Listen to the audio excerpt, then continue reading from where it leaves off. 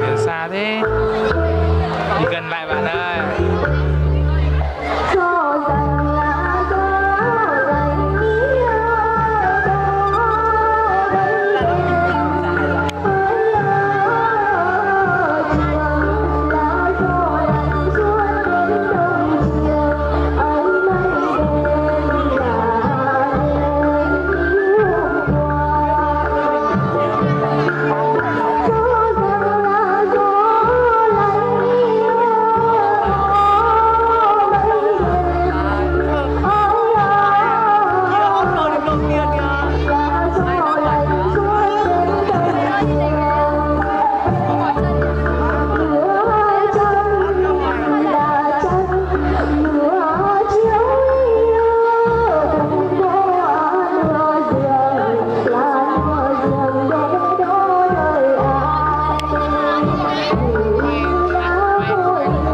Nó ra kia chấm với mặt con đấy rồi quay nào nhỉ?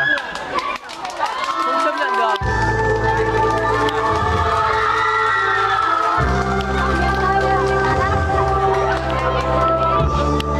Liên khúc à?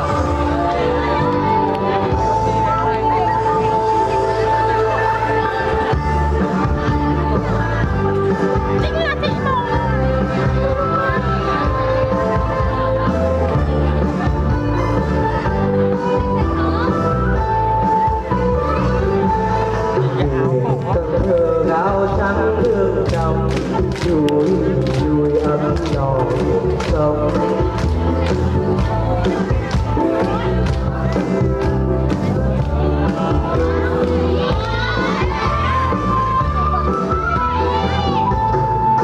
Ai hoa thì giang xuống vàng, ai đi hậu giang qua bắc Cần Thơ.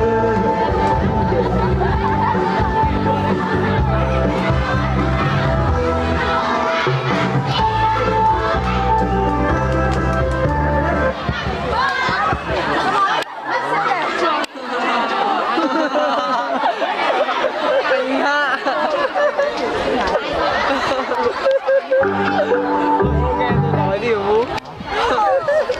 Thật là quá thơm. Thế đang nghỉ à Vũ? Có chị bạn nào? Đi nghỉ. Đó bờ. Tí nữa này nói. Đéo đi học gì? Gì nữa? Chính đang soi gương. Về lấy cặp. Tôi đi về lấy cặp đây. Mỏi cả tay.